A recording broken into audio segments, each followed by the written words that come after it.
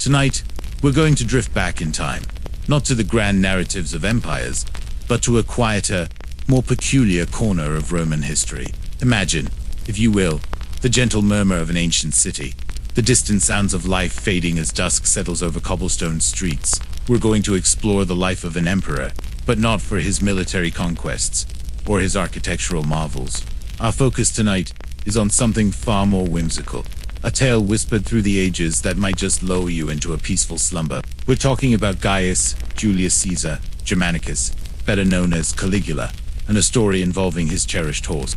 But before we get to the horse, let's set the stage, shall we? Let's trace the delicate threads of his early life, the almost imperceptible shifts that would eventually lead to such an extraordinary tale. Gaius was born into one of Rome's most illustrious families, the Julio-Claudian dynasty, a lineage that practically hummed with the echoes of emperors and generals. His father was Germanicus, a military hero beloved by the legions and the Roman people alike, a man whose name conjured images of stoic strength and unwavering loyalty. His mother was Agrippina, the elder, a granddaughter of none other than Emperor Augustus himself, a woman of fierce spirit and considerable influence.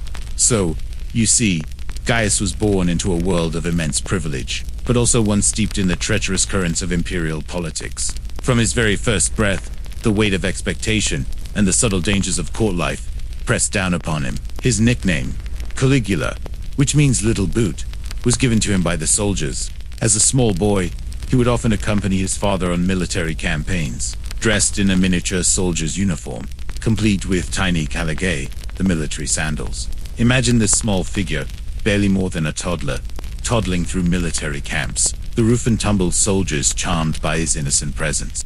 This image, this childhood amidst the legions, is often painted as a period of warmth and affection, a stark contrast to the darkness that would later engulf his reign. These early years, spent around disciplined soldiers, might have offered him a sense of belonging, a feeling of being admired. Perhaps it was in these moments that the seeds of his later grandiosity, the desire to be adored, were subtly planted.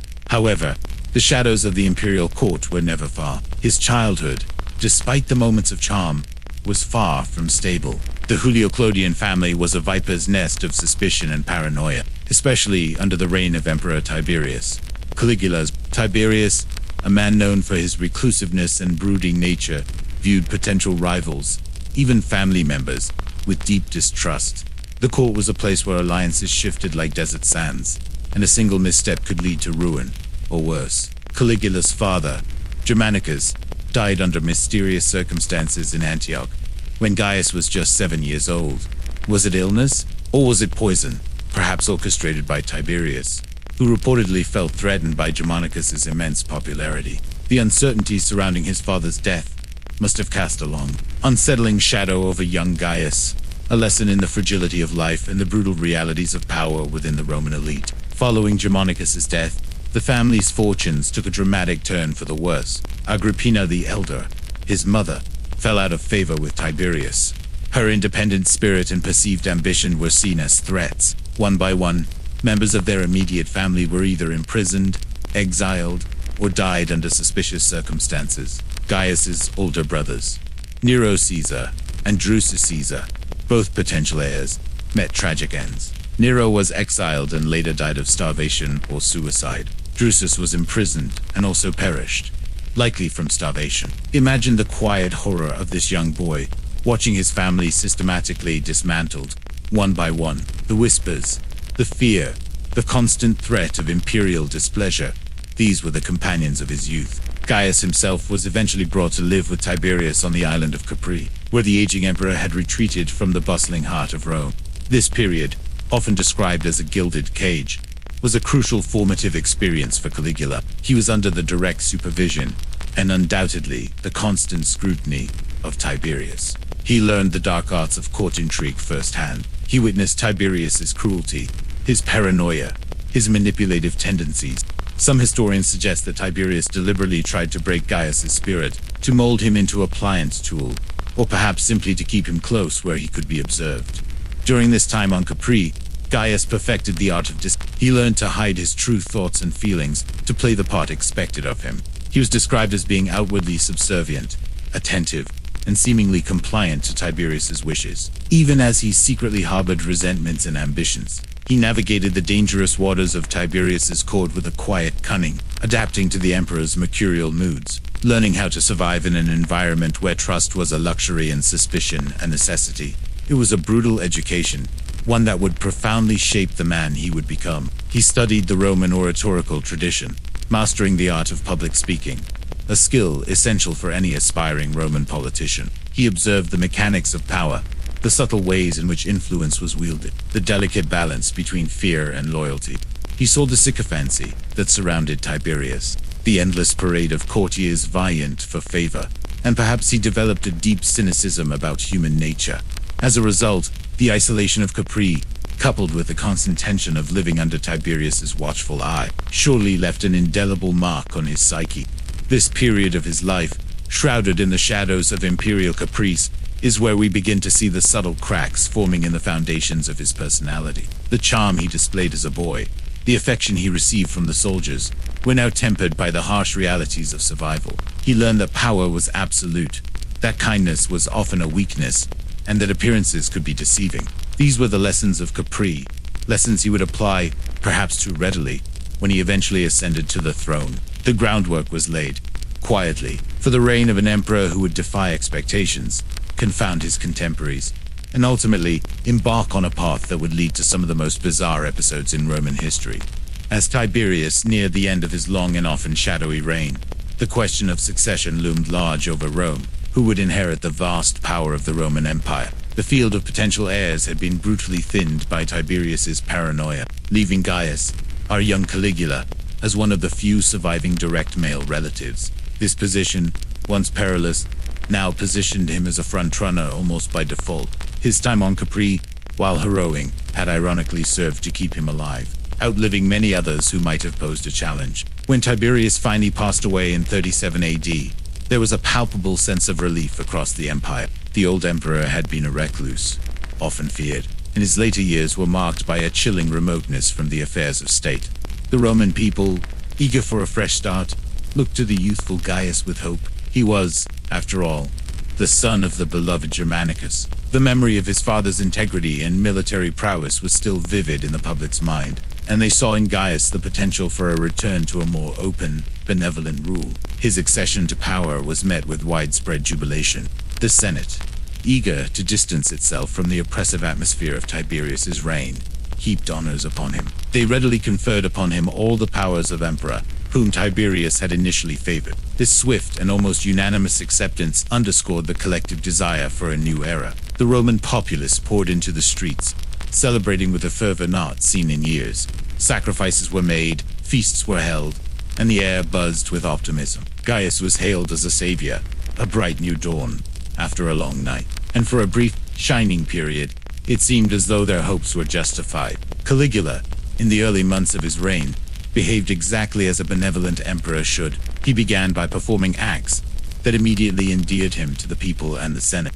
He paid the legacies Tiberius had bequeathed to the Praetorian Guard and the Roman people, demonstrating his financial responsibility and generosity. He recalled those who had been exiled under Tiberius, bringing back prominent citizens who had suffered unjustly. This act alone was met with immense gratitude, as it signaled a reversal of the arbitrary cruelty that had characterized the previous reign. He also showed a respect for the Senate, a body that had been increasingly marginalized and intimidated by Caligula consulted them, sought their counsel, and appeared to genuinely value their input. This was a stark contrast to Tiberius, who had often treated senators with thinly veiled contempt. Ruling largely through fear and suspicion, Caligula's deference to the Senate was a welcome change, and it fostered a sense of cooperation and stability. He even ordered the destruction of Tiberius's personal papers, a symbolic act intended to erase the memory of a dark period and signify a new beginning, free from the pervasive paranoia of the past. Public games and spectacles, a crucial element of Roman life and imperial popularity, were revived with renewed vigor. Caligula organized lavish, providing the Roman populace with the entertainment they craved. These events served as a vital means of connecting the emperor with his people, and Caligula understood this instinctively. He appeared frequently in public, engaging with the crowds, making himself visible and accessible. This approach was a refreshing change from the reclusive type, and it further solidified Caligula's image as a people's emperor. His early actions demonstrated a keen awareness of what the Roman people desired in a leader: generosity, respect for tradition, and a degree of public engagement. He seemed to embody the very virtues his father Germanicus had possessed: courage, honor, and a genuine concern for the welfare of the state. The early months of his reign were a honeymoon period, a time of almost universal adulation. The public believed they had found a true successor to Augustus, a young, vibrant leader who would restore Rome to its former glory and usher in an era of peace and prosperity. Imagine the mood in Rome during these initial months. A lightness in the air, a sense of optimism replacing years of tension. People spoke openly, without the fear of informers lurking in the shadows. The theaters were full, the markets bustled, and the temples resonated with prayers of gratitude for their new emperor. Caligula, with his youthful charm and seemingly benevolent nature, was the darling of Rome. He was everything they had hoped for, a living embodiment of their collective aspirations. During this time, he also paid respects to his deceased family members, including his mother and brothers, whose reputations had been tarnished under time. He brought their ashes to Rome and buried them with full honors, further cementing his image as a filial and compassionate leader. This act of public mourning and restitution deeply resonated with the Roman people, who valued family piety. It showed he was not only capable of ruling, but also capable of empathy and respect for the past. His popularity extended beyond Rome itself, reaching the legions in the who remembered him as the little boot who had walked among them. They too felt a connection to this young emperor, a sense of loyalty inherited from their admiration for Germanicus. The entire empire seemed to breathe a collective sigh of relief and looked forward to a reign characterized by peace, prosperity, and just governance. The future, in these early days, seemed incredibly bright for Gaius and for Rome. This early period of goodwill and promising governance is crucial to understanding the late, more infamous aspects of Caligula's reign. It highlights the sharp contrast between the hopeful beginning and the shocking deterioration that would follow. It shows that he was capable of astute political maneuvering and could, when he chose, act in a manner befitting a popular and effective ruler. But beneath this promising facade, something was stirring. Something that would soon shatter the illusion of the benevolent emperor and plunge Rome into a period of unprecedented eccentricity and fear. The stage was set, the audience was captivated, but the play was about to take a very unexpected turn. The quiet hum of contentment in Rome was about to be replaced by a different kind of murmur, one of unease, then confusion, and finally, outright terror. But for now, let's just picture that initial glow of optimism, the gentle anticipation of a good reign. The promising dawn of Caligula's reign, bathed in the warm glow of public adoration and senatorial approval, lasted but a few precious months. The exact turning point, the precise moment when the gentle tide of benevolence began to recede and reveal something far more unsettling, is often attributed to a severe illness he suffered in late 37 AD. Imagine, if you will, the hushed anxiety that would have fallen over Rome as news spread that their vibrant young emperor, their hope for a new era, lay gravely ill. The ancient sources describe this illness as a debilitating fever, a sickness so profound that it brought him to the very brink of death. For weeks, Rome held its breath.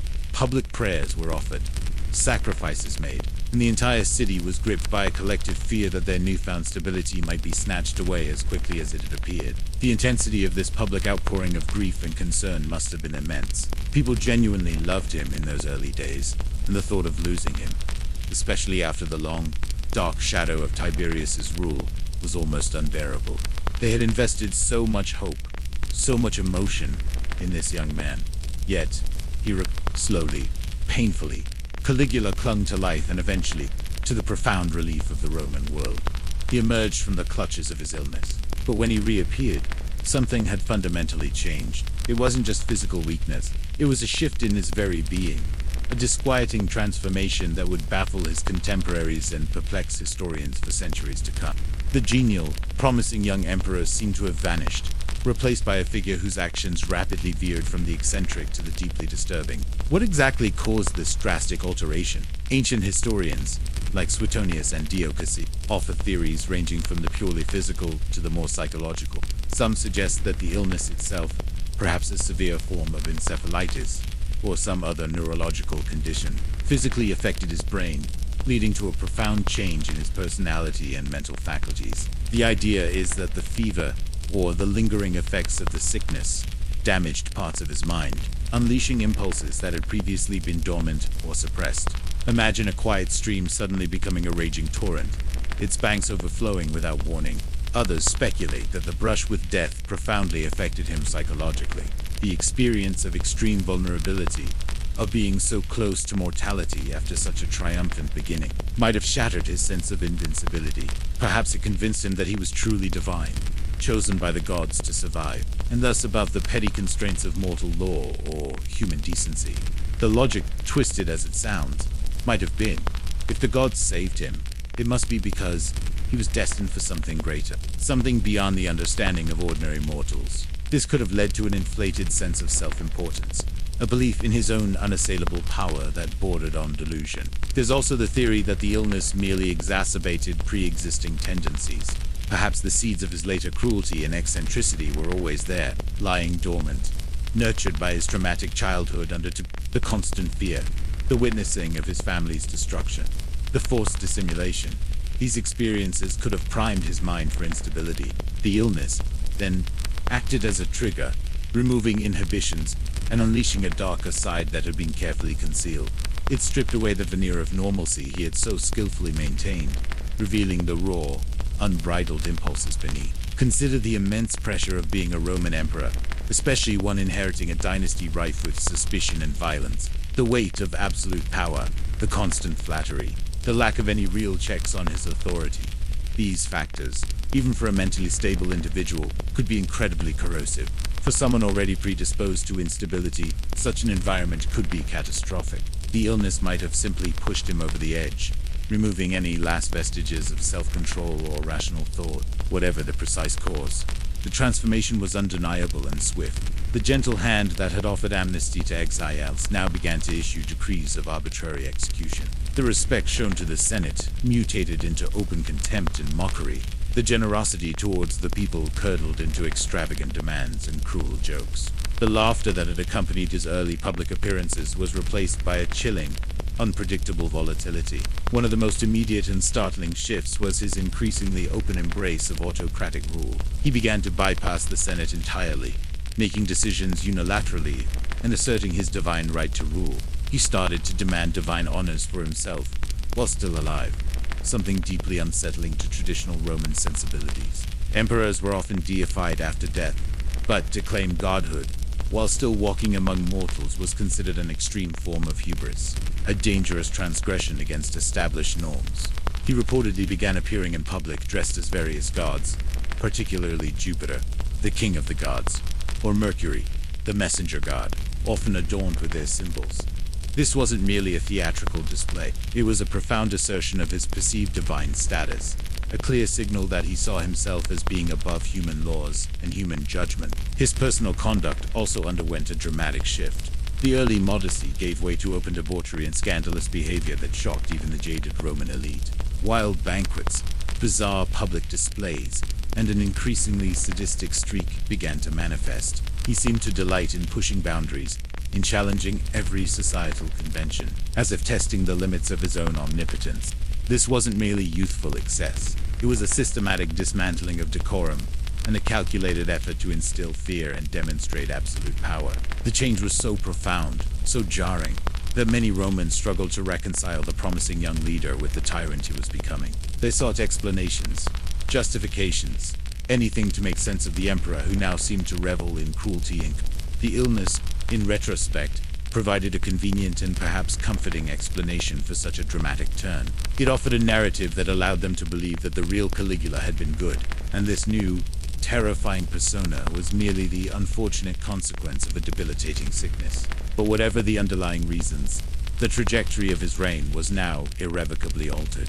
The quiet optimism that had characterized his early months was replaced by a growing sense of unease, a pervasive tension that would soon grip the entire empire. The emperor who had once offered hope now loomed as a capricious and terrifying force, an unpredictable storm on the horizon. The whispers of admiration turned to murmurs of fear, and the once jubilant cries of "Hail Caligula" began to carry an undertone of anxious dread.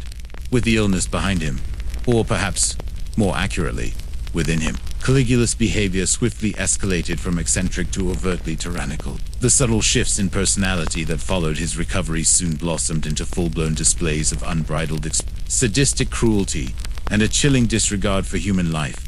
Imagine the hushed conversations behind closed doors in Roman villas, the nervous glances exchanged in the forum. As news of the emperor's latest outrage spread like wildfire, the initial relief at his recovery quickly transformed into a pervasive sense of dread.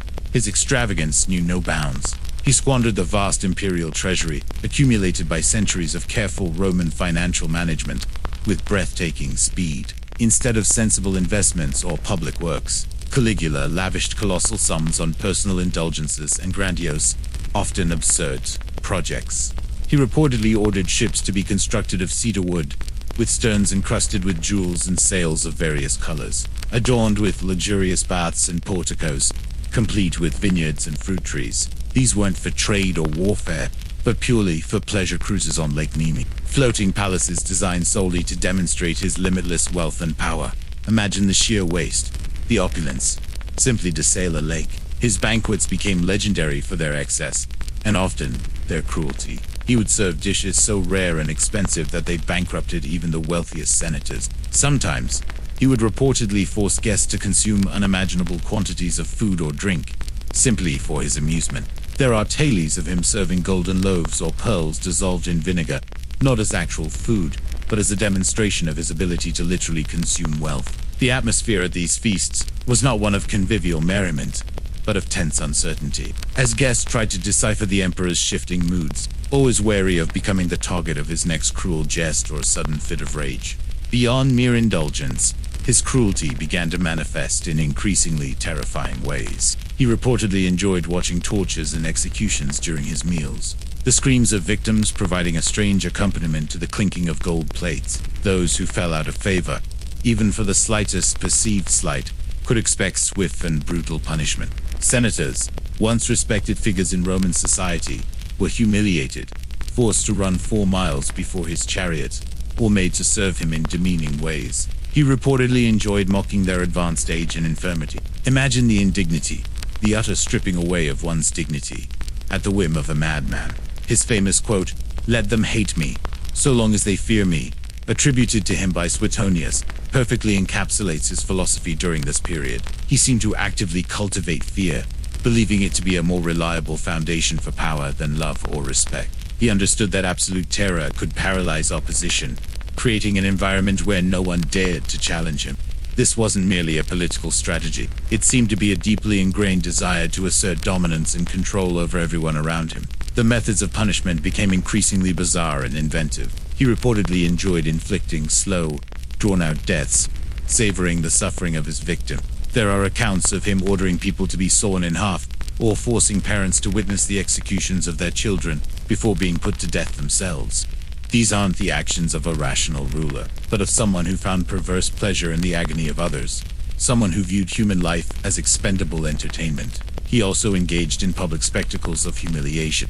At gladiatorial games, he might order the entire audience to be drenched with water, or for the sun awnings to be removed on a scorching day, just to observe their discomfort. He would capriciously stop the games prematurely, frustrating the eager crowds, simply because he could. He demanded that statues of himself be erected in temples, sometimes even replacing the heads of existing divine statues with his own.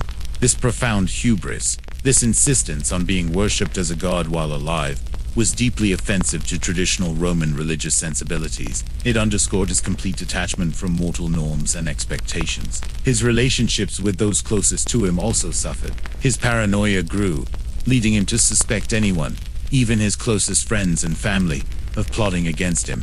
His sister, Drusilla, with whom he reportedly had an incestuous relationship, died early in his reign, and he declared a period of public mourning and divine honors for her, treating her like a goddess. While the depth of this relationship is debated, the public display of grief and subsequent deification of his sister was another example of his blurring of human and divine boundaries, and his increasingly erratic emotional state. The atmosphere in Rome became one of pervasive fear. No one was safe. No one could predict the emperor's next whim. Courtiers walked on eggshells. Senators feigned enthusiasm for his most outlandish ideas, and the common people simply tried to avoid attracting his attention. The jokes and lightheartedness of his early reign had vanished, replaced by a grim silence, punctuated only by the occasional terrifying outburst of imperial wrath. This period of escalating cruelty and extravagance served to isolate Caligula further, creating a self-reinforcing cycle of fear and paranoia. The more arbitrary and violent his actions became, the more terrified his subjects became, and the more he seemed to revel in their terror, seeing it as proof of his absolute power. This downward spiral, fueled by his own increasingly unstable mental state, set the stage for the inevitable conclusion to his reign. The emperor, who had once been a beacon of hope, had become a living nightmare. A monstrous figure, whose whims dictated life and death in the heart of the Roman Empire. And it is against this backdrop of bewildering madness that our story of a certain horse will unfold. A story that, in its own peculiar way, epitomizes the sheer absurdity and chilling power of Caligula.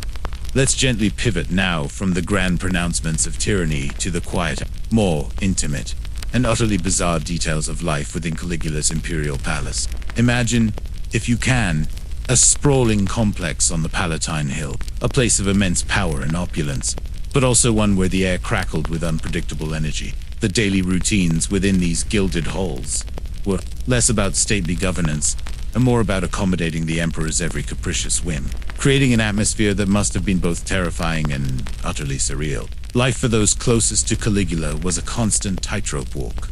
Courtiers, slaves, and even family members lived in perpetual anxiety, trying to anticipate his moods, interpret his cryptic pronouncements, and avoid becoming the target of his next cruel joke or sudden, lethal anger. Imagine waking each morning wondering if this would be the day you displeased the emperor, or if a minor gaffe could lead to your ruin. The very fabric of palace life was woven with this thread of pervasive fear. The palace itself reflected Caligula's boundless while some emperors focused on public works or military endeavors, Caligula poured vast sums into personal luxury. His living quarters were adorned with the most exquisite materials, rare marbles, shimmering mosaics, and gold leaf. Imagine walking through corridors where every surface gleamed, where exotic birds chirped in gilded cages, and where the air was heavy with expensive perfume. But beneath this veneer of splendor lay an undercurrent of unease. His personal habits were often as unusual as his public policies. He was known for his insomnia, reportedly wandering the palace at night, calling out to the moon. Imagine the strange sight of the emperor, a figure of absolute power, pacing the silent halls, wrestling with his own restless thoughts. This inability to find peace, even in the dead of night, perhaps hints at the turmoil within his mind. Meals were not just about sustenance, they were theatrical events. We've touched on their extravagance and cruelty, but also consider the bizarre rituals that might have accompanied them. He might suddenly decide to dine alone, or demand that everyone speak only in whispers, or burst into fits of laughter at a joke only he understood.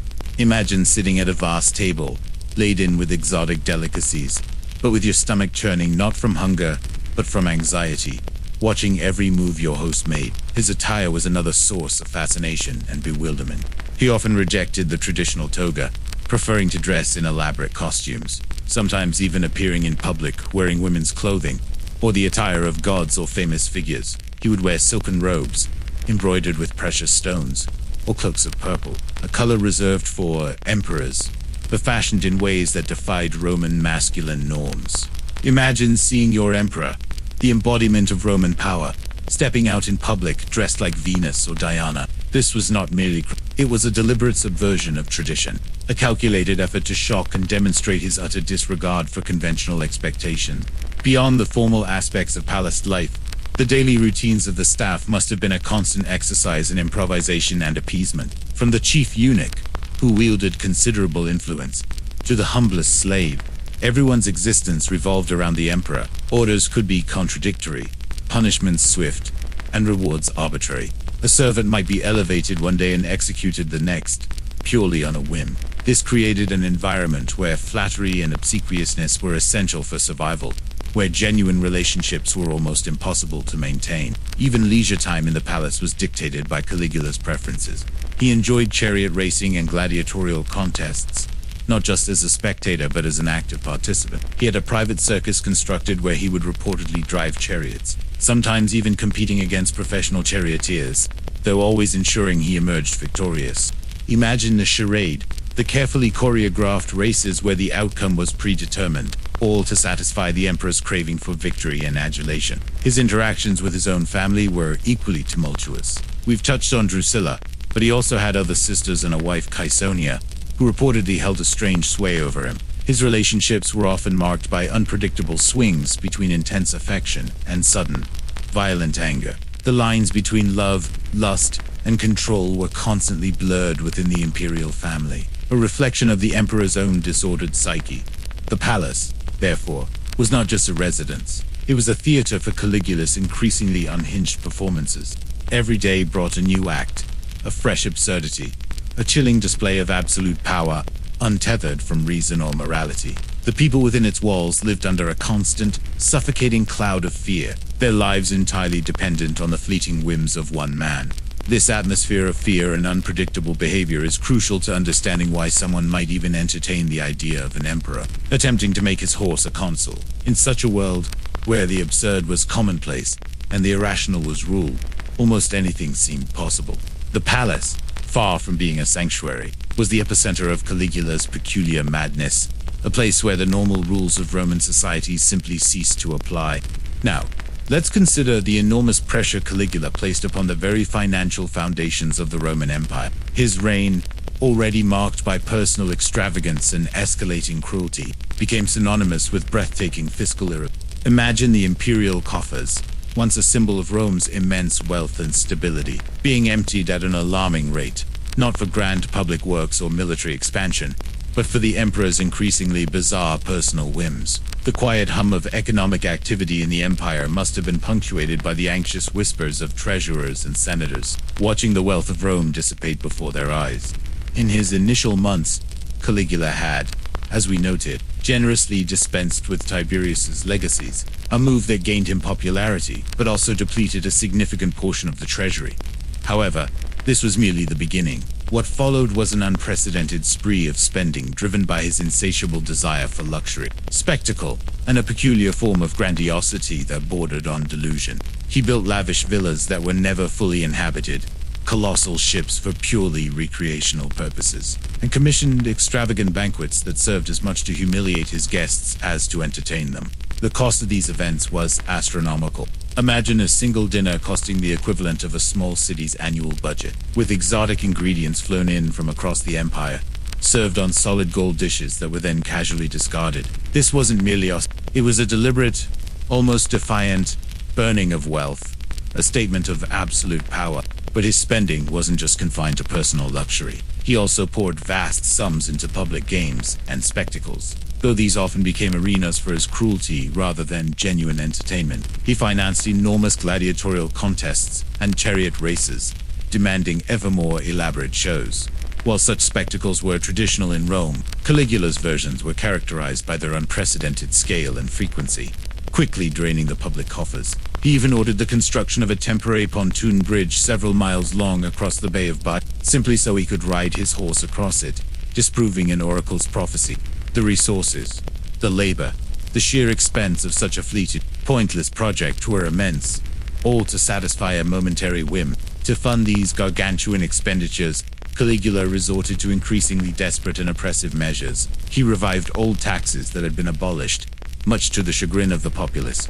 New taxes were invented on almost every conceivable transaction and commodity, often levied retroactively or without clear guidelines, leading to widespread confusion and resentment. Imagine being taxed on your daily bread, or on the very air you breathed, simply because the emperor needed more gold for his latest folly. He also engaged in widespread confiscation of property.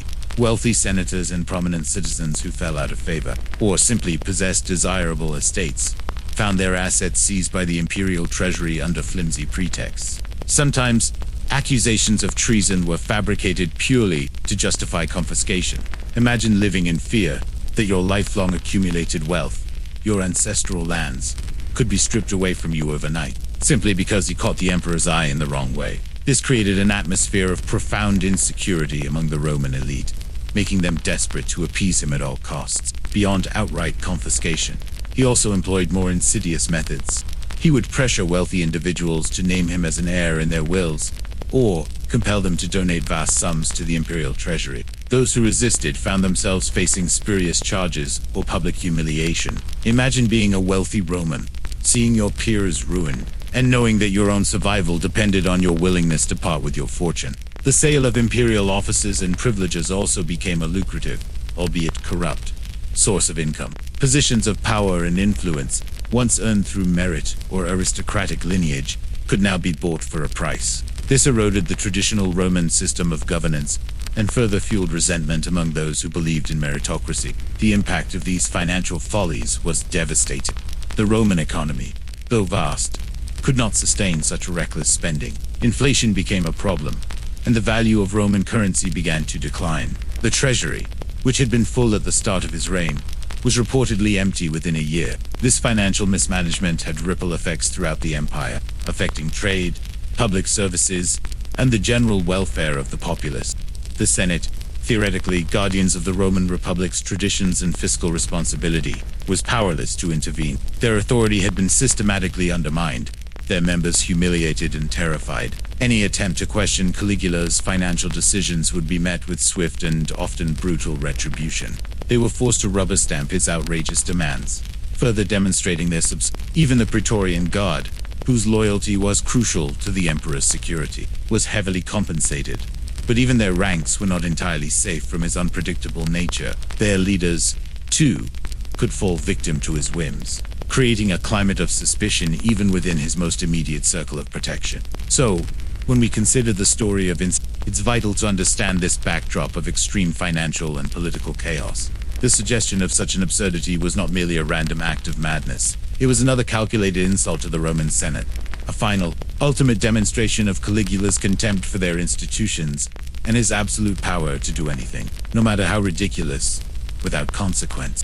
The economic devastation, the moral bankruptcy, and the erosion of all traditional norms provided the fertile ground in which such an outrageous idea could not only be conceived, but seriously, terrifyingly, entertained. The financial stability of an empire was sacrificed on the altar of one man's ego, paving the way for acts of absurdity that would shock the world.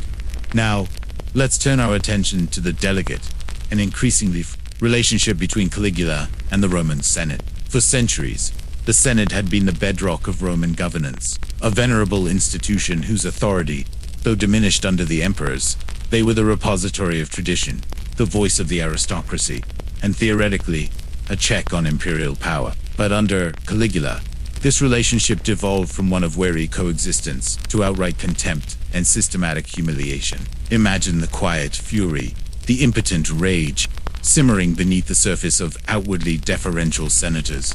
In the early months of his reign, as we've discussed, Caligula had shrewdly cultivated the Senate's goodwill. He consulted them, feigned respect, and seemed to invite their participation in governance. This was a calculated move, designed to secure his position and differentiate himself from the reclusive and often antagonistic Tiberius. The senators, eager for a return to a more traditional form of rule, had responded with overwhelming support, showering him with honors and titles. They believed they had found an emperor who understood the importance of their role, who would uphold the dignity of their ancient body. However, once Caligula recovered from his illness, this veneer of respect was abruptly stripped away. His initial deference rapidly transformed into open scorn. He began to treat the senators not as respected colleagues or advisors, but as servile subordinates, figures of ridicule and targets for his sadistic humor.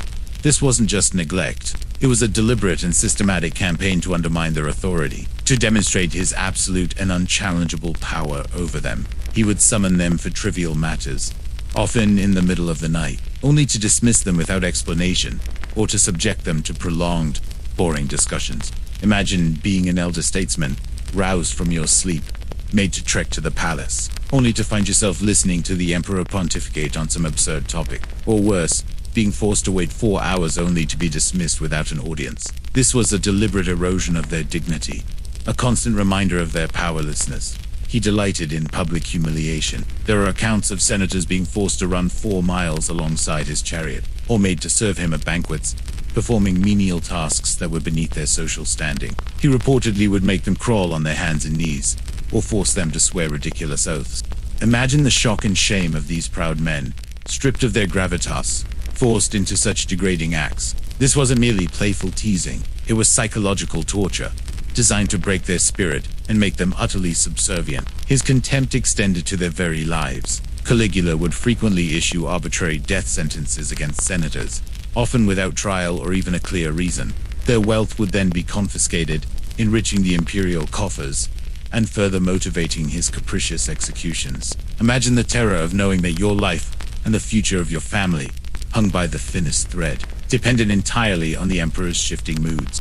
This constant threat of execution created an atmosphere of extreme paranoia within the senatorial class, forcing them into a desperate struggle for survival. He reportedly kept a list of senators he planned to execute, often joking openly about it at banquets, making light of their impending deaths. He might remark, for instance, that he would have a particular senator killed, then watch the man's terrified reaction for his own amusement. This chilling nonchalance about human life, especially the lives of Rome's most prominent citizens, underscored his utter detachment from conventional morality. The Senate, once a powerful deliberative body, was reduced to a rubber stamp for Caligula's decrees. They were compelled to vote for his most outrageous demands, to deify his deceased sister, to praise his most tyrannical act. 2. Dissent, even subtly, was to invite immediate and often fatal repercussions. They were forced to publicly approve of actions that privately horrified them, making them complicit in his madness. His ultimate act of contempt for the Senate, the one that truly stands out in the annals of history, was the infamous rumor, or perhaps serious consideration, of appointing his horse Incitatus to the consulship. Well, we will delve deeper into Incitatus's story shortly. It's important to see this act primarily through the lens of Caligula's relationship with the Senate.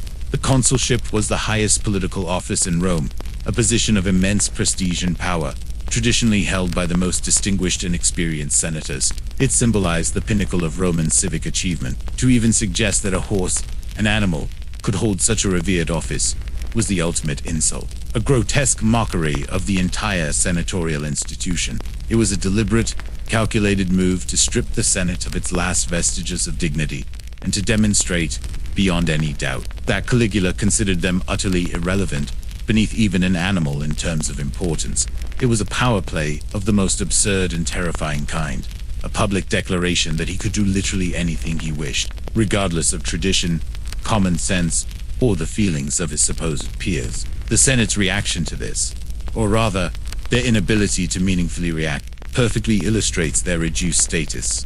They could only endure, outwardly feigning acceptance, while inwardly seething with humiliation and plotting their eventual revenge. This systematic degradation of the Senate was not just a symptom of Caligula's madness. It was a deliberate strategy to consolidate his absolute power, to ensure that no institutional body could ever challenge his autocratic rule.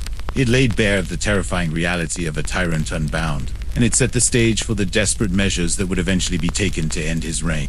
And so, we arrive at the heart of our story, the unlikely companion who shared Caligula's madness. Imagine, if you will, a magnificent horse, a creature of power and grace, completely oblivious to the historical notoriety he would achieve. In a court filled with terrified humans, Incitatus stood out, not just for his beauty, but for the utterly unique position he held in the emperor's increasingly twisted affections. This was no ordinary warhorse, no mere beast of burden. Incitatus was, in Caligula's eyes, a favored companion, and eventually, a bizarre symbol of imperial disdain. Incitatus was a racehorse, a champion in the popular Roman sport of chariot racing. Chariot racing was, alongside gladiatorial contests, the most beloved form of entertainment for the Roman man. The horses and their charioteers were celebrities, revered by the public, their victories celebrated with a fervor that might surprise us today. Incitatus was a member of the Green faction, one of the 4 major racing factions, each with its fanatical supporters. Caligula, like many Romans, was an ardent fan of the Greens, and Incitatus was, by all accounts, one of their finest steeds. But Caligula's admiration for Incitatus went far beyond that of a mere fan. It escalated into an obsessive devotion, a profound attachment that seemed to eclipse his relationships with most humans. He treated Incitatus not just as a prized animal, but almost as an equal, a fellow inhabitant of his peculiar world. Imagine the stark contrast between the emperor's treatment of his human subjects, capricious, cruel, and contemptuous, and his tender, almost solicitous care for this horse, This duality is one of the most striking aspects of Caligula's personality. The imperial stable, where Incitatus resided, was no ordinary stable. Under Caligula's orders, it was transformed into a lavish, almost palatial dwelling. Imagine walking into a stable that more closely resembled a senator's villa than an animal's abode. The stalls were reportedly made of marble, polished to a gleaming finish, reflecting the subtle glow of oil lamps. His manger, instead of rough wood, was crafted from ivory, smooth and elegant, perhaps even studded with precious stones. This wasn't just comfort. It was an extraordinary display of reverence, an act of showering an animal with the kind of luxury normally reserved for the wealthiest Romans. Incitatus also possessed a magnificent purple blanket, a color traditionally reserved for the emperor himself, symbolizing supreme authority. Imagine seeing this vibrant, rich purple draped over the horse's powerful frame, another subtle but unmistakable sign of his elevated status. And to complete this picture of equine luxury, Incitatus reportedly wore a collar of precious stones, perhaps emeralds or sapphires, glinting in the Roman sun. These weren't mere accessories. They were declarations of the horse's unique position, symbols of Caligula's bizarre affections. Beyond these material comforts, he was given special grains mixed with gold flakes, an extravagance that even by Roman standards was astonishing. Imagine the meticulous care, the almost ritualistic preparation of his meals, ensuring that every morsel was fit for an emperor's favorite. His water, instead of being drawn from a common well, was reportedly served from an alabaster bucket, or perhaps even from a golden goblet, showcasing the extreme measures taken to cater to his comfort. But it wasn't just about physical luxury. Caligula reportedly stationed guards specifically to ensure the horses rest on the night before a race. Imagine the hushed silence enforced around the stable, the meticulous attention to preventing any disturbance that might disrupt the sleep of this prized animal. Woe betide any sentry who allowed the slightest noise to interrupt Incitatus's slumber. This level of concern for a horse's well-being was utterly unprecedented, far exceeding the care given to many human subjects. Furthermore, Caligula reportedly hosted dinners within. Imagine a formal Roman banquet, complete with senators and dignitaries, and at the head of the table, not just the emperor, but his beloved horse. Incitatus would be present, perhaps in a specially constructed stall, or simply brought into the dining room, a silent, majestic observer of the imperial court's peculiar customs. These dinners were likely another demonstration of Caligula's power, forcing his human guests to acknowledge the horse's elevated status, blurring the lines between man and beast in a truly unsettling way. The emperor would reportedly talk to Incitatus, confiding in him, sharing his thoughts in a way he rarely did with human beings. Whether these conversations were one-sided monologues or truly felt like shared moments, we cannot know. But the image of the omnipotent emperor, whispering secrets to his horse in the quiet of the stable, perhaps seeking solace or companionship he couldn't find among his terrified human entourage, is a poignant one, revealing the strange depths of his loneliness or detachment. So, Incitatus was more than just a pet. He was a living embodiment of Caligula's increasingly distorted reality. He was the recipient of an affection and devotion that Caligula withheld from almost everyone else. His luxurious life, his marble stable, his jeweled collar, his golden manger, all were testaments to the emperor's boundless and ultimately bizarre devotion. This extraordinary care for an animal stands in stark contrast to the casual cruelty he inflicted upon humans, providing a chilling insight into the mind of an emperor who increasingly preferred the company of a beast to the complexities of human interaction. And it is this very unique bond that sets the stage for the most famous, or infamous, rumor surrounding Incitatus, the story of his proposed And now, we arrive at the tale that has echoed through the centuries, the single most enduring and peculiar anecdote of Caligula's reign, the idea, or perhaps the outright intention, of appointing Incitatus as a consul. Imagine the sheer audacity, the bewildering absurdity of such a proposition in ancient Rome. The very notion sent shockwaves through the Roman world, a testament to Caligula's escalating madness and his profound contempt for the institutions he ruled. Let's begin by understanding the gravity of the consul. In the Roman Republic, the two consuls were the highest elected officials, holding supreme civil and military authority. They gave their names to the year, commanded armies, and presided over the Senate, even under the empire. While much of their real power had been absorbed by the emperor, the consulship remained the most prestigious and symbolically significant office in Rome. It was the pinnacle of a senator's career, a position of immense dignity, reserved for the most esteemed and experienced members of the aristocracy. To hold the consulship was to achieve the ultimate honor in Roman public life, a capstone to a lifetime of service and influence.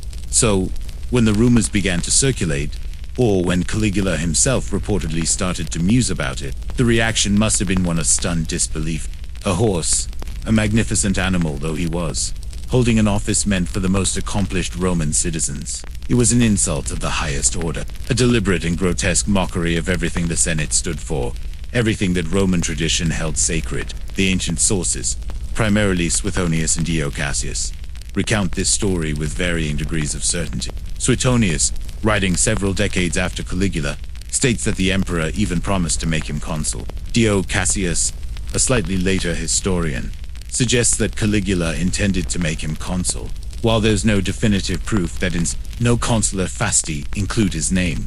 The very fact that such a plan was conceived, announced, or seriously entertained by the emperor speaks volumes about Caligula's state of mind and his desire to wield absolute, unchecked power. Why would he even contemplate such a move? The reasons are multifaceted, reflecting the complex, and often contradictory, nature of Caligula's tyrannical reign. Firstly, and perhaps most importantly, it was the ultimate act of humiliation directed at the Senate. As we've explored, Caligula harbored a deep and growing contempt for this august body. He saw them as a collection of sycophants and weaklings, relics of a bygone era who dared to presume some form of authority alongside him. Appointing a horse, a mere animal, to their most sacred office would be the ultimate demonstration of their error. It would be a public declaration that he held them in such low esteem that he considered a beast more worthy of their highest honor than any of them. Imagine the collective gasp, the silent outrage, the burning shame that would have swept through the senatorial ranks. Secondly, it was a profound assertion of his own divine power.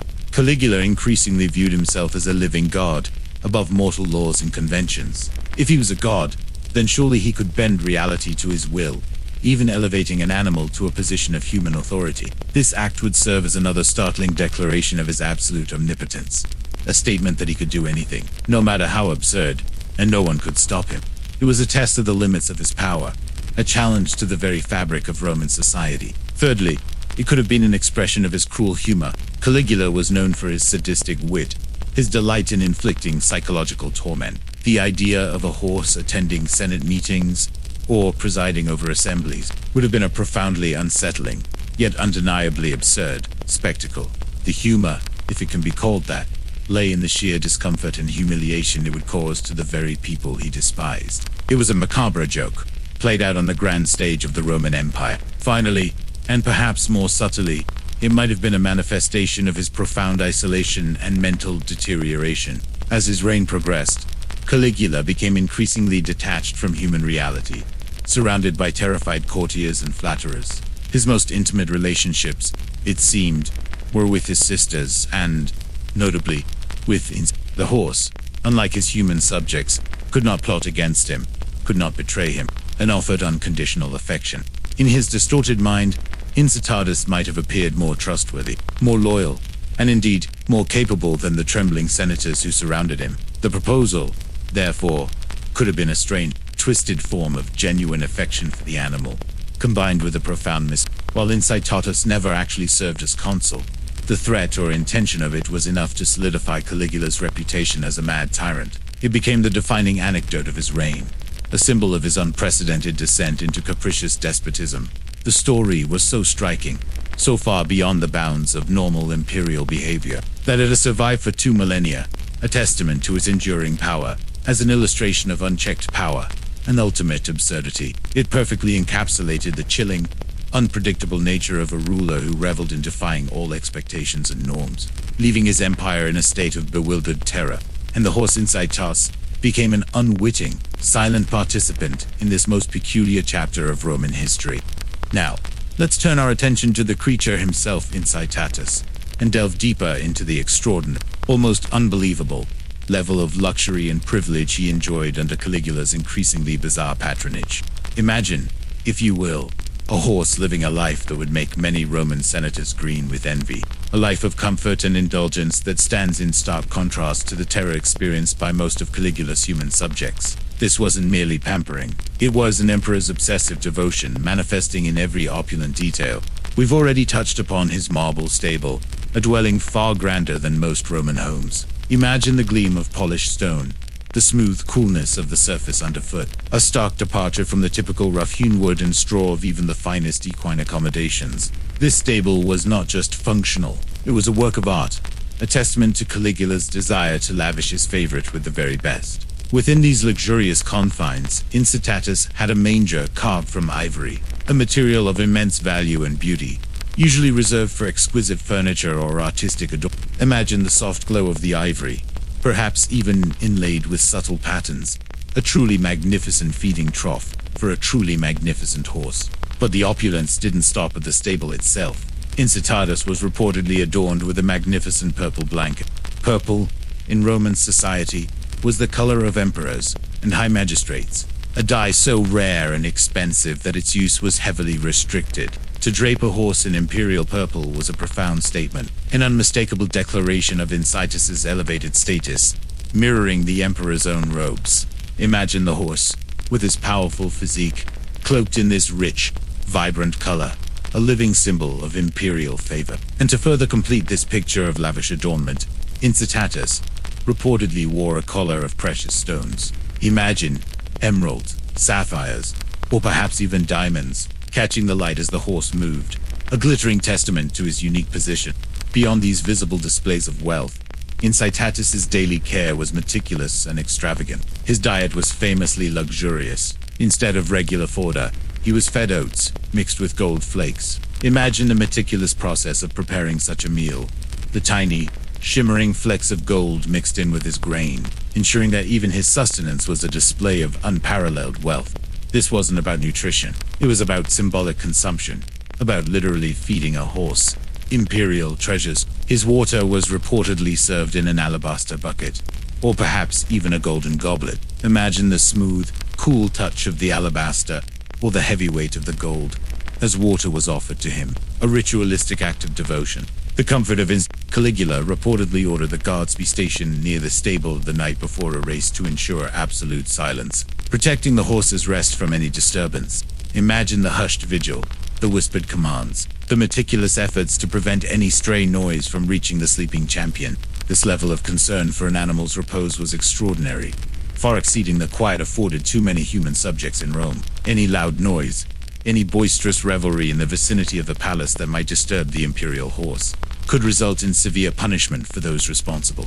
But perhaps one of the most astonishing details of Incitatus's life was the reported existence of his own retinue of servants. Imagine slaves, specifically assigned to the care and comfort of this one horse, catering to his every need. These might have included grooms, stable hands, and perhaps even specialized masseurs to ensure his muscles were always in peak condition.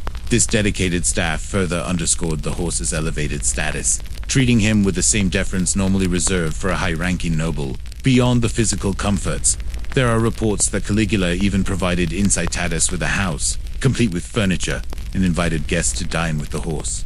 Imagine being a senator, dressed in your finest toga, arriving at a dinner party only to find Caligula's horse as the guest of honor, perhaps in a specially designed stall, or even standing next to the emperor at the table. The very idea is mind-boggling, a complete subversion of social norms and decorum. These dinners were not just about they were another form of Caligula's twisted power play, forcing his courtiers to acknowledge and participate in his delusion, to pay homage to an animal as if it were a human dignitary. These details, while perhaps embellished over time, paint a vivid picture of he was not just a beloved pet, he was an extension of Caligula's increasingly unhinged ego, a living, breathing symbol of the emperor's boundless, self-indulgent power. The luxury afforded to Incitatus was a direct reflection of Caligula's disdain for human conventions and his belief that he could elevate anything, even an animal, to the highest echelons of society, simply by his divine will. This opulent lifestyle, showered upon a horse, served as a chilling counterpoint to the fear and deprivation experienced by many Romans under his tyrannical rule, further cementing his reputation as a ruler unlike any other. Having explored the lavish lifestyle of let's now consider the deeper implications of Caligula's supposed intention to appoint his horse as a consul. This wasn't merely a whimsical act of an eccentric emperor. It was a deliberate and profoundly calculated political power play, a multi-layered insult designed to mock, humiliate, and ultimately subjugate the very heart of Roman authority. the Senate. Imagine the quiet, collective gasp that must have swept through the ranks of the senators as this outlandish rumor solidified into a chilling possibility. At its core, the proposed consulship for Incitatus was the ultimate act of lèse majesté against the Roman Senate. For centuries, the consulship had been the highest political office, the pinnacle of a Roman citizen's career, a symbol of immense dignity, experience, and aristocratic lineage. It was the role that had been held by legendary figures of the Republic, and even under the Empire, it retained its immense prestige. To suggest that a horse, an animal, could occupy this revered position was not just absurd, it was a direct, contemptuous spit in the face of every senator, every tradition, and every foundational principle of Roman governance. Caligula understood the symbolic weight of the consulship perfectly. He knew that by proposing Incitatus, he was systematically stripping away the last vestiges of the Senate's honor and self-respect. It was a public declaration that he considered them utterly irrelevant, beneath even a quadruped in terms of their worthiness to hold such an office. Imagine the psychological torment this would inflict, being forced to acknowledge, even that a creature of instinct held more value in the emperor's eyes than generations of human political acumen and service. This act served as a chilling demonstration of Caligula's absolute and unchallengeable power. By threatening to elevate a horse to the consulship, he was sending an unmistakable message. I can do anything I wish, no matter how illogical, how offensive, or how unprecedented. Your traditions mean nothing, your authority is non-existent, and your protests are utterly futile. It was a test of the limits of his imperial prerogative, a brutal experiment in how far he could push the boundaries of Roman society before it broke. The very contemplation of such an act underscored his belief that he was beyond human laws, a living god whose whims dictated reality. Furthermore, the Incitatus affair was a masterful, albeit terrifying, form of psychological warfare. Caligula delighted in keeping the Senate, and indeed, all of Rome, in a constant state of fear and uncertainty. The unpredictable nature of his decrees, the arbitrary and the bizarre public displays were all designed to instill a paralyzing dread. The idea of it was a clear signal that logic and reason had abandoned the imperial court, that anything was possible, and that no one, no matter their status, was safe from the emperor's increasingly deranged schemes. The joke, if you can call it that, was profoundly cruel. It wasn't designed to be humorous in a light-hearted way. It was designed to humiliate and degrade. Caligula was reportedly amused by the discomfort and fear he provoked. The image of senators having to gravely discuss the qualifications of a horse, or potentially having to attend a session presided over by a silent equine, would have been deeply unsettling and deeply humiliating. This wasn't merely a show. It was a public spectacle of their complete subjugation, forcing them to participate in their own degradation. It also served to further isolate the Senate and prevent any organized resistance. If the very fabric of their traditional institutions could be so easily torn apart, what hope did they have of mounting an effective opposition? The constant pressure, the pervasive fear, and the systematic undermining of their dignity left them paralyzed, unable to coalesce against the tyrant. Each absurd decree, each public humiliation, chipped away at their collective will, making them increasingly pliable to Caligula's demands. While, as previously mentioned, Incitatus was likely never officially invested with the fasces or formally elected by the comitius, the very threat and public discussion of it served Caligula's purpose. It sent a clear message. The emperor could not only kill you, he could also utterly disgrace everything you held dear, turning your most sacred institutions into a grotesque mockery. So, the story of Incitatus's consulship is more than just a whimsical anecdote about a mad emperor and his horse. It is a profound historical illustration of unchecked power, of a tyrant's deep-seated contempt for established authority, and of his willingness to use absurdity and humiliation as potent weapons of control. It solidified Caligula's reputation as a ruler who had completely lost touch with reality, but one who was terrifyingly effective at using his madness to enforce absolute dominion over his cowering subjects. It's a reminder that even the most seemingly ridiculous acts can carry immense political weight when wielded by someone with absolute power. Let's shift our perspective now, away from the emperor and his immediate circle, and consider how Roman society at large might have reacted to the escalating madness of Caligula, and specifically, to the astonishing tallies of Imagine the conversations in the Roman Forum, the hushed whispers in the bustling markets, and the anxious discussions in private homes. How did ordinary citizens, merchants, soldiers, and scholars processed the increasingly bizarre and terrifying news emanating from the Palatine Hill. Initially, as we discussed, Caligula was wildly popular. The relief at Tiberius's death and the hope for a new, benevolent reign were immense. The public welcomed his early acts of generosity and enjoyed the lavish games he provided. But as his behavior became more erratic and cruel, this initial adoration curdled into a mix of confusion, fear, and morbid fascination. For the common people, the plebs, the news of had been met with a mixture of disbelief and a grim sort of amusement.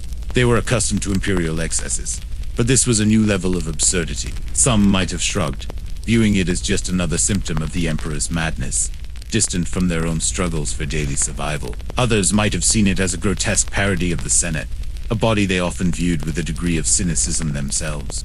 If the emperor wanted to mock the elite, perhaps there was a certain dark satisfaction in that for some. However, beneath any fleeting amusement, there was a deep current of fear. The capriciousness of Caligula's rule affected everyone. If a wealthy senator could be executed on a whim, or his property confiscated without cause, what hope did an ordinary citizen have? The constant threat of arbitrary punishments, of new, oppressive taxes, or of public humiliation, created a climate of profound insecurity. The stories of eccentricities, while bizarre, served as a potent symbol of this irrational power. If the emperor was capable of such ludicrous acts with his horse, what terrible things might he inflict upon his human subjects?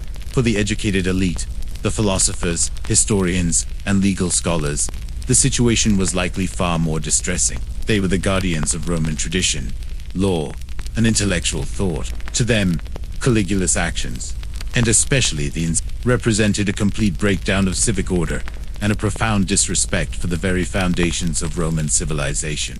Imagine their despair as they witnessed the emperor systematically dismantle the institutions they revered, replacing reason with caprice and dignity with degradation. They would have seen it as a sign of Rome's moral decay, a terrifying omen for the future of the Republican Empire. The military, particularly the Praetorian Guard, who were closest to the emperor, played a complex role. They were handsomely paid and enjoyed privileges, but they were also directly exposed to Caligula's unpredictable moods. They carried out his orders, including the executions, and were witnesses to his bizarre displays. While their loyalty was primarily to the emperor who paid them, even they must have felt the creeping unease, the sense that their leader was dangerously unstable. The security of their own positions, and indeed their lives, depended on their unwavering obedience, but also on the emperor's continued existence. The story of eccentricities likely served as a constant reminder of their master's unpredictable nature, forcing them to remain ever vigilant and compliant. Among the provincial populations across the vast Roman Empire, news traveled slowly, often distorted through rumor and anecdote. Yet, the stories of Caligula's excesses, including that of his horse, would have reached distant lands. For some, it might have reinforced existing stereotypes about the decadence of Rome. For others, it might have simply been another bewildering tale from the far-off Capita, a testament to the strange ways of However, the practical effects of his fiscal demands and arbitrary policies would have been felt keenly, regardless of how they interpreted the personal oddities of the ruler. New taxes, forced donations, and the general instability would have impacted trade and daily life even in remote corners of the empire. The public reaction, therefore, was not uniform, but it certainly shifted dramatically from initial adoration to a widespread and palpable fear. The Roman people, while accustomed to powerful emperors, had never before encountered one who so flagrantly defied all social, moral, and political norms. Caligula's actions, especially those involving stripped away any remaining illusions about the emperor being a primus inter pares, a first among equals.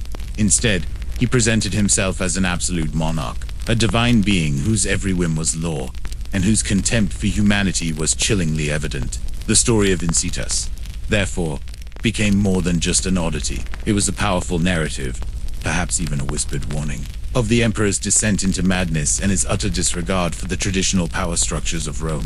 It exemplified the complete erosion of the delicate balance between imperial power and senatorial authority, and it highlighted the terror that permeated every layer of Roman society under Caligula's increasingly unstable rule. This collective fear and quiet desperation would ultimately set the stage for the dramatic events that would bring tumultuous reign to a sudden and violent end. The laughter and celebrations of his early reign had faded, replaced by the ominous silence of a population held captive by a truly unpredictable mind. The atmosphere in Rome, thick with fear and simmering resentment, inevitably led to the genesis of a plot. Imagine the hushed conversations in dimly lit corners, the furtive glances exchanged, as a growing number of individuals, desperate to end the tyranny, began to coalesce. The increasingly erratic and brutal behavior of Caligula, coupled with his profound contempt for the Senate and even the Praetorian Guard, created fertile ground for conspiracy. It was not a question of if a plot would emerge, but when and who would dare to orchestrate it. The primary instigators of the conspiracy came from two main groups: the disgruntled senators and the disillusioned officers of the Praetorian Guard. The senators, as we've discussed, had endured years of systematic humiliation and the constant threat of execution. Their dignity had been stripped away, their lives held cheaply, while fear had initially paralyzed them. The sheer outrageousness of Caligula's actions, culminating in the affronts exemplified by Incitatus, pushed them past the breaking point. For them, it was not just about power, but about restoring the honor of their ancient institution and, more fundamentally, about their very survival. They saw Caligula as a grotesque parody of an emperor, a destructive force that threatened to unravel the very fabric of Roman society. Among the key senatorial figures involved was Annius Finis, though the details of his involvement are somewhat obscured by historical account. More prominently, however, the conspiracy gained traction within the Praetorian Guard, the elite Imperial bodyguard. This might seem counterintuitive at first glance, as the Guard was generally loyal to the Emperor who paid them handsomely. But even within their ranks, resentment simmered. Caligula had become increasingly unpredictable, even towards his own Guard. He would often insult them, deny them customary bonuses, or mock their military prowess. His personal favoritism towards certain individuals, and his perceived slights against others, created divisions within their ranks. The most significant figure among the Praetorians to join the conspiracy was Cassius, a tribune in the Praetorian Guard. Sharia had served with distinction in the military, and was known for his courage. However, he had reportedly become a particular target of Caligula's cruel mockery, being ridiculed for his effeminate voice, or his perceived lack of virility. These personal insults, coming from the emperor himself, were deeply humiliating for a Roman soldier, and likely fueled Sharia's desire for revenge. For a man whose honor was paramount, such public degradation was intolerable. Imagine the burning shame and anger festering within him, waiting for an opportunity to strike back. Another key conspirator was Cornelius Sabinus, also a tribune of the Praetorian Guard, who joined forces with These two men, with their access to the emperor and their command over portions of the Guard, were in a unique position to execute a plot. Their proximity to Caligula made them both targets of his capricious cruelty and, ironically, the most effective instruments for his downfall. The motives for the assassination were manifold, but they all converged on a desperate need to end Caligula's tyranny. Primarily, there was the motive of self. With Caligula's arbitrary executions and confiscations, no one, regardless of wealth or status, felt safe. Ending his reign was seen as the only way to ensure their own survival and the safety of their families. Beyond self-preservation, there was a profound desire to restore order and dignity to the Roman state. Caligula's rule had plunged Rome into chaos, undermined its institutions, and desecrated its traditions. The conspirators, particularly the senators, envisioned a return to a more stable form of governance, one where the rule of law, however imperfectly, prevailed over imperial whim. They sought to reclaim the honor of the Senate and to re-establish a sense of normalcy. There was also the clear motive of personal revenge, particularly for men like Sharia who had suffered direct public humiliation at the emperor's hands. The sting of such insults, delivered by the absolute ruler, would have festered and grown into an unquenchable desire for retribution. The precise planning of the conspiracy was meticulous, often taking advantage of Caligula's routines and his relative lack of security awareness in certain situations. They needed an opportunity where the emperor would be vulnerable, even for a moment, amidst his usual throngs of guards and flatterers.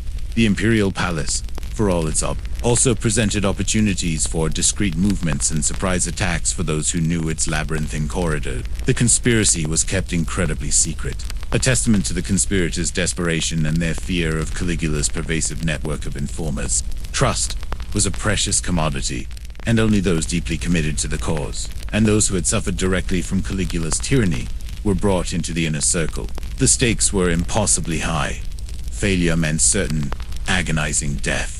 The plot was not without its false starts and near misses, as such things often are, but the resolve of the conspirators, fueled by their shared grievances and a burning desire for a return to sanity, pushed them forward. They understood that the continued reign of Caligula posed an existential threat not just to themselves, but to the entire Roman state. The stage was set for a dramatic and violent climax, one that would bring an end to the most peculiar and terrifying reign in Roman history. The story of Insomniacs and its bizarre absurdity became a symbol of the very madness that the conspirators sought to extinguish.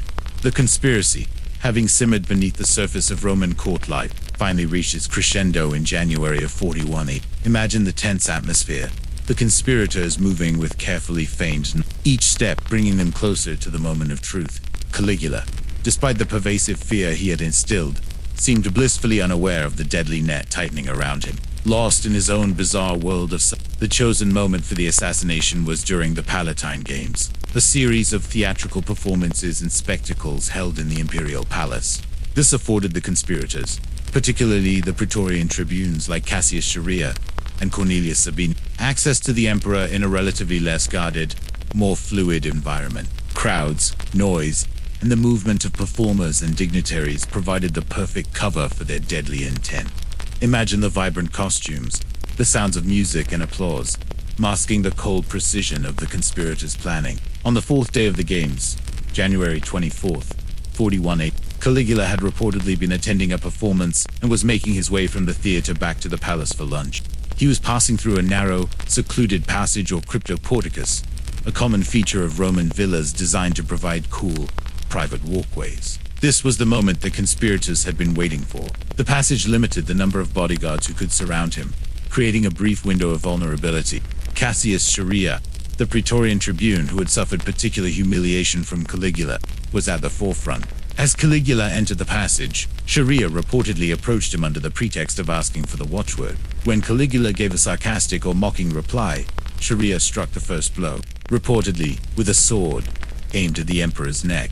Other conspirators, including Sabinus, immediately followed, swarming Caligula and striking him repeatedly. The assassination was swift and brutal. The accounts describe Caligula falling, crying out, and being overwhelmed by the flurry of blades. Some sources claim he was struck over 30 times, a testament to the pent-up rage and fear his reign had engendered. His German bodyguards, fiercely loyal, rushed to his aid upon hearing the commotion, but it was too late. They found their emperor already dead, his body riddled with wounds.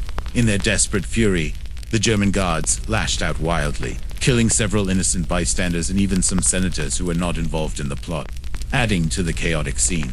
The immediate aftermath was one of immense confusion and panic. News of the emperor's death spread quickly through the palace, then throughout Rome.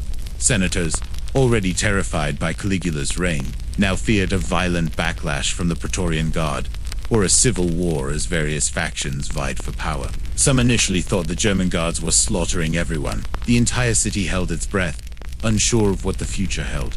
Caligula's wife, Caesonia, and their young daughter, Julia Drusia, were also killed shortly after the emperor, ensuring that no direct heir remained to claim his bloodline and potentially avenge his death. This act underscored the conspirators' desire for a complete break from Caligula's line. With Caligula dead, Rome faced an unprecedented dilemma.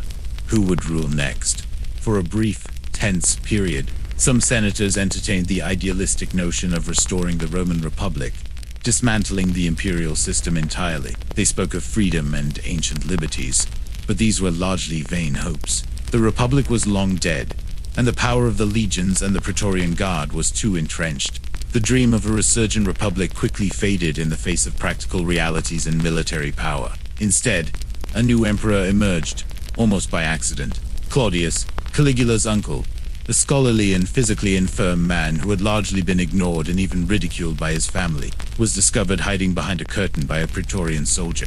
The guard, realizing they needed an emperor quickly to prevent widespread chaos and protect their own interests, hailed Claudius as the new emperor. He was seen as pliable, harmless, and most importantly, not another Caligula.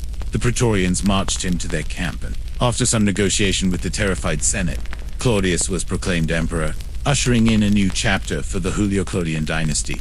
Caligula's legacy was one of infamy. He reigned for less than 4 years, but his short rule became synonymous with tyranny. madness, and unbridled excess.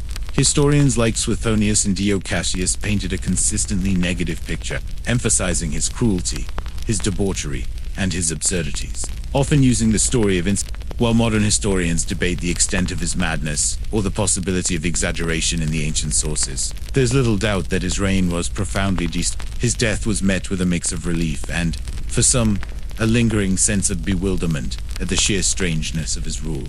The empire, having endured a leader who elevated a horse and demeaned its most respected citizens, could finally begin to heal from the psychological wounds of his terrifying capriciousness. His reign served as a stark warning about the dangers of unchecked power and the corrupting influence of absolute authority, a lesson that would echo through subsequent Roman history and beyond. So, what became of Incitatus, the magnificent racehorse who inadvertently became a symbol of imperial madness? After Caligula's dramatic and violent assassination, the fate of his beloved equine companion is, perhaps unsurprisingly, shrouded in the quiet ambiguities of history. Imagine the chaos that would have enveloped the imperial palace in the immediate aftermath of the emperor's death.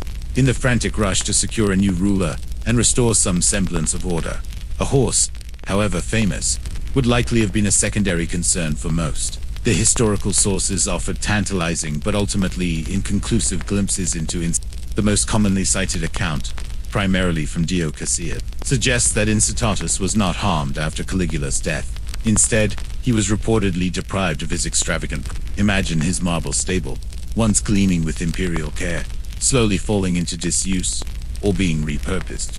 His ivory manger would have been removed, his purple blanket and jeweled collar put away, no longer symbols of imperial favor, but rather relics of a bizarre and terrifying reign. It is said that he was returned to the life of an ordinary racehorse. Picture Incitatus, still powerful and majestic, but now stripped of his golden oats and alabaster water bucket, treated simply as a valuable animal rather than a potential consort. He would have continued his career on the racetrack if his health allowed, running for the Green faction, but without the personal, obsessive attention of an emperor. His victories would still have been celebrated by the cheering crowds, but the dark, unsettling shadow of Caligula's madness would no longer hang over his every stride. This outcome, if true, suggests a surprising degree of pragmatism from the new regime under Emperor Claudius. Claudius, Caligula's uncle and successor, was a cautious and scholarly man, focused on restoring stability and undoing many of Caligula's more egregious policies.